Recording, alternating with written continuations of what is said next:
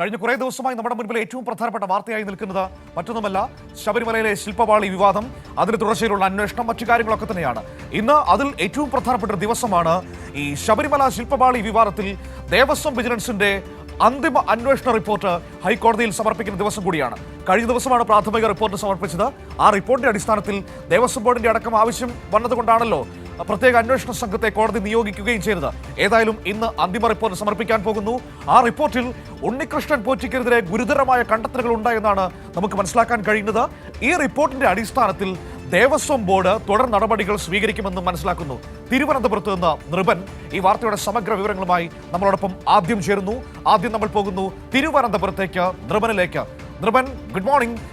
ശബരിമല വിവാദത്തിൽ ദേവസ്വം വിജിലൻസിന്റെ അന്തിമ റിപ്പോർട്ട് ഇന്ന് ഹൈക്കോടതിയിൽ സമർപ്പിക്കുന്ന ദിവസമാണ്. നേരത്തെ പ്രാഥമിക റിപ്പോർട്ട് സമർപ്പിച്ചിരുന്നു. അതിന്റെ അടിസ്ഥാനത്തിൽ പ്രത്യേക അന്വേഷണ സംഘമൊക്കെ വരുന്നത് നമ്മൾ കണ്ടതാണ്. ഇന്ന് അന്തിമ റിപ്പോർട്ട് സമർപ്പിക്കുമ്പോൾ അതിൽ ഉണ്ണികൃഷ്ണൻ പോറ്റിക്കെതിരെ കൂടുതൽ ഗുരുതരമായ കണ്ടെത്തലുകൾ ഉണ്ട് എന്നാണ് മനസ്സിലാക്കുന്നത്. ഈ റിപ്പോർട്ടിന്റെ അടിസ്ഥാനത്തിൽ ദേവസ്വം ബോർഡ് തുടർ നടപടികൾ സ്വീകരിക്കുമെന്നും മനസ്സിലാക്കുന്നു.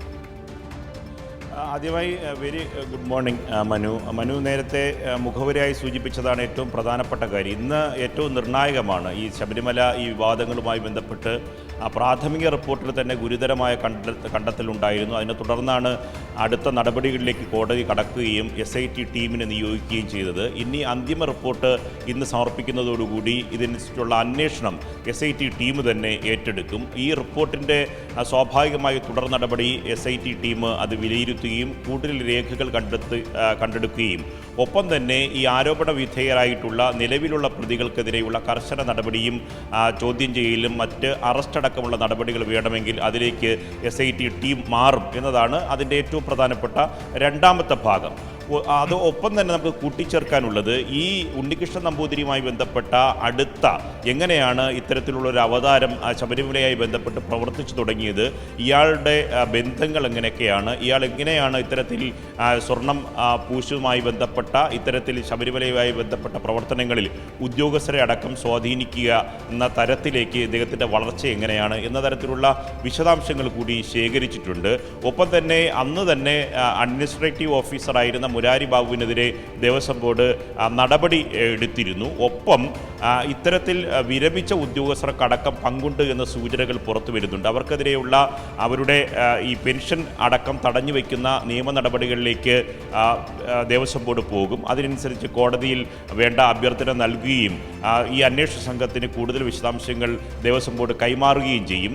ഇത്തരത്തിലുള്ള തുടർ നടപടിയായിരിക്കും ദേവസ്വം ബോർഡിനെ സംബന്ധിച്ചുണ്ടാകുക. ഒപ്പം തന്നെ അന്തിമ റിപ്പോർട്ട് കോടതിയിൽ നൽകുന്നതിൻ്റെ അടിസ്ഥാനത്തിൽ തുടർ നടപടി ആവശ്യപ്പെട്ട് പോലീസിൽ ദേവസ്വം ബോർഡ് പരാതി നൽകാനുള്ള നടപടിക്രമങ്ങൾക്കും സാധ്യതയുണ്ട്. കാരണം അത്തരത്തിൽ കേസുകൾ സംബന്ധിച്ച് ദേവസ്വം വിജിലൻസ് തന്നെ റിപ്പോർട്ട് സമർപ്പിക്കുകയും കുറ്റക്കാർ പ്രതിപട്ടികയിൽ കൂടുതൽ ആൾക്കാർ വരികയും ചെയ്യുമ്പോൾ സ്വാഭാവികമായി ദേവസ്വം ബോർഡ് ഇത് സംബന്ധിച്ച നിർദ്ദേശവും പരാതിയും കേരള പോലീസിന് ഔദ്യോഗികമായി നൽകുകയും ചെയ്യും. ഒപ്പം തന്നെ ഉണ്ണികൃഷ്ണൻ നമ്പൂതിരിയെ സംബന്ധിച്ച് 2019 തന്നെ ഈ സ്വർണം ഈ ചെന്നൈയിലും ഒപ്പം തന്നെ ഹൈദരാബാദിലേക്കും കൊണ്ടുപോയിട്ടുണ്ട് എന്ന സൂചനകൾ പുറത്തു വരുന്നുണ്ട്. ഈ സ്വർണം മറ്റാർക്കോ വിറ്റ ശേഷം, വിൽക്കുക എന്നാൽ അന്ന് നിലവിലുണ്ടായിരുന്ന സ്വർണത്തിൻ്റെ മാർക്കറ്റ് വില മാത്രമല്ല, ആ ശബരിമലയിലെ ദ്വാരപാലക ശില്പത്തിലുണ്ടായിരുന്ന ആ സ്വർണമാണ്. അതുകൊണ്ട് ദൈവത്തിൻ്റെയും ശബരിമല അയ്യപ്പൻ്റെയും ചൈതന്യമുള്ള സ്വർണമാണ് എന്ന തരത്തിൽ മോഹവിലയ്ക്ക്, മോഷണ വസ്തു എന്ന തരത്തിലല്ലാതെ മോഹവിലയ്ക്ക്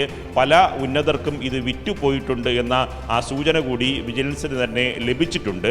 അങ്ങനെ വിറ്റിട്ടുണ്ടെങ്കിൽ അതെങ്ങനെയാണ്, ആർക്കാണിത് കൈമാറ്റം ചെയ്യുക എന്നതനുസരിച്ചുള്ള കൂടുതൽ തെളിവുകൾ നിലവിൽ പുതുതായി അന്വേഷണം ഏറ്റെടുക്കുന്ന SIT സംഘത്തിന് സ്വാഭാവികമായും തെളിയിക്കേണ്ടി വരും. അത്തരം കാര്യങ്ങളിലേക്ക് പോവുകയും ചെയ്യും. അങ്ങനെ എത്ര വിലയ്ക്കാണ് ഇയാൾ വിറ്റത്, ആർക്കൊക്കെയാണ് ഈ സ്വർണം അയാൾ കൈമാറിയത്, ഇതിന് മറ്റു തരത്തിലുള്ള ബന്ധങ്ങൾ എന്തെങ്കിലും ഉണ്ടായിട്ടുണ്ടോ, മറ്റു തരത്തിലുള്ള സഹായങ്ങൾ ഉണ്ടായിട്ടുണ്ടോ എന്ന കാര്യവും പരിശോധിക്കേണ്ടതുണ്ട്. ഇയാൾ ആ സ്വർണം കൊണ്ടുപോയ ശേഷം കൃത്യം 31 ദിവസത്തോളം ഈ സ്മാർട്ട് ക്രിയേഷൻസിൽ എത്തിക്കുന്നതിന് ഇടവേള അദ്ദേഹം എടുത്തിട്ടുണ്ട്. 2 സംസ്ഥാനങ്ങളിൽ ചെന്നൈയിലും ഒപ്പം തന്നെ ഹൈദരാബാദിലേക്കും ഇത് കൊണ്ടുപോയിട്ടുള്ള തെളിവുകൾ ലഭിച്ചിട്ടുണ്ട്. സ്വർണം പ്രത്യേക പാളികളായിട്ടാണ്, പ്രത്യേക പ്രത്യേക ലെയറുകളായിട്ടാണ് സൂക്ഷിച്ചിട്ടുള്ളത്. അതുകൊണ്ട് തന്നെ ഇവ പ്രത്യേകം വിൽക്കാനുള്ള സാധ്യതയാണ് കാണുന്നത്. ഓരോ ഇത്തരത്തിൽ താല്പര്യമുള്ള വിശ്വാസികളെ കബളിപ്പിക്കുന്ന പലതരത്തിൽ പറഞ്ഞു പറ്റിക്കുന്ന തരത്തിൽ ഇദ്ദേഹം വിൽപ്പന നടത്തിയിട്ടുണ്ട്. സ്വർണത്തിൻ്റെ മാർക്കറ്റ് വിലയേക്കാൾ ഏകദേശം ഇരട്ടിയോളവും 5 ഇരട്ടിയോളം വിലയ്ക്ക് ഇദ്ദേഹം സ്വർണം കച്ചവടം നടത്തിയിട്ടുണ്ട് എന്ന സൂചനകളാണ് പുറത്തു വരുന്നത്. ഇതിനിടയ്ക്ക് അയാൾ ഇതിൻ്റെ പുതിയ മോൾഡ് എടുത്ത ശേഷം സമാനമായ ഒരു മോൾഡ് അതിൻ്റെ അളവിൽ ഈ ചെമ്പിൻ്റെ ഈ പാളിയുടെ അളവെടുത്ത് ദ്വാരപാല ശില്പത്തിൻ്റെ അളവെടുത്ത ശേഷം അതിനുശേഷമാണ് സ്മാർട്ട് ക്രിയേഷനിൽ ഇത് കൈമാറുകയും അവിടെ വച്ച് പുതിയ സ്വർണം ഇതിൻ്റെ പുറത്ത് പൂശി തിരിച്ചെത്തിക്കുകയും ചെയ്തു എന്ന സൂചനകളാണ് പുറത്തു വരുന്നത്. അതുകൊണ്ട് അന്തർ സംസ്ഥാന ബന്ധമുള്ള വലിയ തരത്തിലുള്ള മോഷണമാണ് ഉണ്ണികൃഷ്ണൻ നമ്പൂതിരിയെ സംബന്ധിച്ചുണ്ടായിട്ടുള്ളത്. ഒപ്പം തന്നെ ഈ മുരാരി ബാബു ചെയ്ത ഗുരുതരമായ തെറ്റ് എന്ന് പറയുന്നത് ചെമ്പുപാളിയിൽ സ്വർണം പൂശാൻ എന്ന് ഈ ഔദ്യോഗികമായി ഈ സ്വർണം കൈമാറുന്ന രേഖയിൽ തന്നെ മിനിസിൽ തന്നെ രേഖപ്പെടുത്തിയിരുന്നു എന്നതാണ്. അതുകൊണ്ട് ഉദ്യോഗസ്ഥരുടെ ഇക്കാര്യത്തിലുള്ള ബന്ധവും സമഗ്രമായി പോലീസ് അന്വേഷിക്കും. അതുകൊണ്ട് ഇന്ന് കോടതി എടുക്കുന്ന നിലപാട് ഏറെ നിർണായകമാണ്. കാരണം കോടതി ഇക്കാര്യത്തിൽ കോടതി തന്നെ നിരീക്ഷിക്കുകയും ഇതിൽ പ്രഥമദൃഷ്ട്യ കുറ്റം നടന്നിട്ടുണ്ട്, മോഷണം നടന്നിട്ടുണ്ട് എന്ന് തെളിഞ്ഞതിൻ്റെ അടിസ്ഥാനത്തിലാണ് അവർ പ്രത്യേക SIT സംഘത്തെ നിയമിക്കുകയും H. വെങ്കടേശനെ പോലെയുള്ള സമർത്ഥനായ ഉദ്യോഗസ്ഥൻ ADGP റാങ്കിലുള്ള ഉദ്യോഗസ്ഥൻ തന്നെ ഇതിനെ ലീഡ് ചെയ്യണം എന്ന് തീരുമാനിക്കുകയും ഏറ്റവും മിടുക്കരായ ഉദ്യോഗസ്ഥരെ ആ ടീമിൽ ഉൾപ്പെടുത്തുകയും ചെയ്ത് സമഗ്രമായ ടീമാണ്. അതിനകത്ത് സൈബർ വിഭാഗവും ഒപ്പം തന്നെ ഈ സാങ്കേതിക വിശദാംശങ്ങൾ പരിശോധിക്കുന്ന ഉദ്യോഗസ്ഥരടക്കമുള്ള വിഭാഗത്തെയാണ് നിയോഗിച്ചിട്ടുള്ളത്. അത് ഒപ്പം ഇന്നലെ ഈ സ്മാർട്ട് ക്രിയേഷൻസിന്റെ CEO ചോദ്യം ചെയ്തിരുന്നല്ലോ, അയാളുടെ മൊഴി എടുത്തിരുന്നല്ലോ.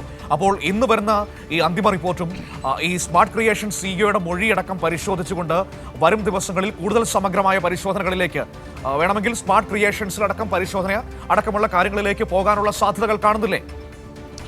തീർച്ചയായും പോലീസിൻ്റെ അന്വേഷണം സംബന്ധിച്ചിടത്തോളം എല്ലാ രേഖകളും ദേവസ്വം ബോർഡുമായി ബന്ധപ്പെട്ട് നിശ്ചിത കാലപരിധി ഉണ്ടാകില്ല. ഇത്തരത്തിൽ ഏതെങ്കിലും പരാതികൾ ലഭിച്ചിട്ടുണ്ടോ, പരാതികളുടെ ലഭിച്ചിട്ടുള്ള അന്ന് നൽകിയിട്ടുള്ള പരാതികളിൽ ഉന്നയിച്ചിട്ടുള്ള ആൾക്കാരാരാണ്, സംശയം ഉന്നയിക്കുന്ന ഏതെങ്കിലും തരത്തിലുള്ള പരാതികൾ ലഭിച്ചിട്ടുണ്ട് എങ്കിൽ അവരെ പ്രത്യേകം ചോദ്യം ചെയ്യുക. സ്മാർട്ട് ക്രിയേഷൻസിനെ സംബന്ധിച്ചിടത്തോളം അവിടെ ഈ പറഞ്ഞ സ്വർണ്ണപ്പാളി ചേർക്കുകയോ ഒപ്പം തന്നെ സ്വർണം പൂശുകയോ ഒക്കെ ചെയ്യുകയാണെങ്കിൽ അവിടെ വ്യക്തമായി കണക്കുണ്ടാവും. ഒപ്പം തന്നെ അത് രേഖപ്പെടുത്തി രജിസ്റ്റർ ചെയ്തിട്ടുണ്ടായിരിക്കും. അതിൻ്റെ കാലാവധി, കാലയളവ്, ഒപ്പം തന്നെ ആകെ വന്ന സ്വർണം, ആകെ അവസാനം ഇത് പുറത്തേക്ക് പോകുമ്പോൾ ഉള്ള ആകെ ഗ്രാം എത്രയാണ്, അധികമായി ചിലവഴിച്ച അന്നത്തെ സ്വർണത്തിൻ്റെ വിലയനുസരിച്ച് ചിലവഴിച്ച തുക എന്താണ്, ഇത്തരത്തിലുള്ള വിശദാംശങ്ങളൊക്കെ തന്നെ സ്മാർട്ട് ക്രിയേഷൻസിൽ ഉണ്ടാകും. അതുകൊണ്ടാണ് കഴിഞ്ഞ ദിവസം CEOയുടെ പരിശോധനയും അദ്ദേഹത്തെ ചോദ്യം ചെയ്യുകയും ചെയ്തത്. അവർ കൂടുതൽ പരിശോധന വേണ്ടെങ്കിൽ ഈ സ്വാഭാവികമായി SIT സംഘം തുടർ പരിശോധനയിലേക്ക് പോവുകയും ചെയ്യും. ഒപ്പം തന്നെ ഈ കാലയളവിൽ ഈ ഉണ്ണികൃഷ്ണൻ പോറ്റിയുടെ വന്ന സാഹചര്യവും അദ്ദേഹത്തെ ആരാണ് ദേവസ്വം ബോർഡിൽ അദ്ദേഹവുമായി ബന്ധപ്പെട്ട ഉദ്യോഗസ്ഥരുമായി അടുത്ത ബന്ധം പുലർത്തിയിരുന്നത്, ആർക്കൊപ്പമാണ്, ഒപ്പം തന്നെ അദ്ദേഹം ആർക്കൊക്കെയാണ് ഈ സ്വർണ്ണം കൈമാറിയത്, തുടങ്ങിയ വെളിപ്പെടുത്തൽ കൂടി വരേണ്ടതുണ്ട്. അതുകൊണ്ട് ദേവസ്വം ബോർഡിൻ്റെ സംബന്ധിച്ച internal vigilance, Devaswom board vigilance തന്നെ വളരെ സമഗ്രമായി കൃത്യമായി വളരെ ചുരുങ്ങിയ കാലം കൊണ്ട് തന്നെ ഇക്കാര്യത്തിൽ സമഗ്രമായ അന്വേഷണവും കുറ്റമറ്റ അന്വേഷണമാണ് നടത്തിയത്. അതുകൊണ്ടാണ് കോടതിക്ക് ഇക്കാര്യത്തിൽ വ്യക്തത വരികയും കൂടുതൽ അന്വേഷണത്തിലേക്ക് SIT ടീമിനെ നിയോഗിക്കുകയും ചെയ്തത്. അതുകൊണ്ട് ഇന്ന് കോടതിയിൽ ഈ കേസ് എടുക്കുമ്പോൾ ഈ സമഗ്രമായ അന്തിമ റിപ്പോർട്ടിൻ്റെ അടിസ്ഥാനത്തിൽ തുടർ നടപടിയിലേക്ക് കോടതി പറയുകയും സർക്കാർ പറയുന്നത് ഏത് തരത്തിലുള്ള അന്വേഷണം കോടതി നിർദ്ദേശിക്കുകയും ആ അന്വേഷണം വരെ ഇക്കാര്യത്തിൽ പൂർണ്ണമായ സഹകരണം സർക്കാരിൻ്റെയും ദേവസ്വം ബോർഡിൻ്റെ ഭാഗത്ത് നിന്ന് ഉണ്ടാകുമെന്ന് തന്നെയാണ് സർക്കാരിൻ്റെ പ്രഖ്യാപനം. മനു. ശരി, ഏതായാലും വളരെ പ്രധാനപ്പെട്ട ഒരു സംഭവമാണ് ഇന്ന് നടക്കാൻ പോകുന്നത്. ഈ അന്തിമ റിപ്പോർട്ട് നൽകുമ്പോൾ അതിന്റെ അടിസ്ഥാനത്തിൽ കോടതി എടുക്കാൻ പോകുന്ന നിലപാട്, ഒപ്പം തന്നെ ഈ അന്തിമ റിപ്പോർട്ടിൽ ഏതൊക്കെ തരത്തിലുള്ള കണ്ടെത്തലുകളുണ്ട്. ഇപ്പോൾ നിർഭൻ പറഞ്ഞതനുസരിച്ച് വളരെ ഗൗരവതരമായ കാര്യങ്ങൾ ഈ ഉണ്ണികൃഷ്ണൻ പോറ്റി ചെയ്തിട്ടുണ്ട് എന്നാണ് ഇപ്പോൾ നമുക്ക് മനസ്സിലാക്കാൻ വേണ്ടി കഴിയുന്നത്. അയാൾ സ്വർണം കച്ചവടം നടത്തി എന്നതടക്കമുള്ള ഗൗരവതരമായ കണ്ടെത്തലുകൾ അതിലുണ്ട്. ഒപ്പം തന്നെ ഇതിന്റെ മോൾഡ് എടുത്ത് അതായത് വ്യാജ നിർമ്മിതികൾ ഉണ്ടാക്കാൻ ശ്രമിച്ചു എന്നതടക്കമുള്ള കണ്ടെത്തലുകൾ വരുന്നു. സ്വാഭാവികമായും വരും ദിവസങ്ങളിൽ ഈ റിപ്പോർട്ടിന്റെ കൂടി അടിസ്ഥാനത്തിലായിരിക്കും അന്വേഷണം മുന്നോട്ട് പോവുക. ഇനി വേറൊരു കാര്യം ദേവസ്വം ബോർഡ് ചെയ്യാൻ പോകുന്നത്, ഈ അന്വേഷണ റിപ്പോർട്ട് കിട്ടിയതിനു ശേഷം അതിൽ മറ്റേതെങ്കിലും ഉദ്യോഗസ്ഥരെ കുറിച്ചുള്ള പരാതികൾ അല്ലെങ്കിൽ ആക്ഷേപങ്ങൾ വരുന്നുണ്ടോ എന്നതടക്കം പരിശോധിക്കും. എന്നിട്ട് ഉദ്യോഗസ്ഥർക്കെതിരെ അടക്കം വിശദമായ നടപടികൾ സ്വീകരിക്കേണ്ട തരത്തിലേക്ക് കടക്കുമെന്നാണ് ഇപ്പോൾ അറിയാൻ കഴിയുന്നത്.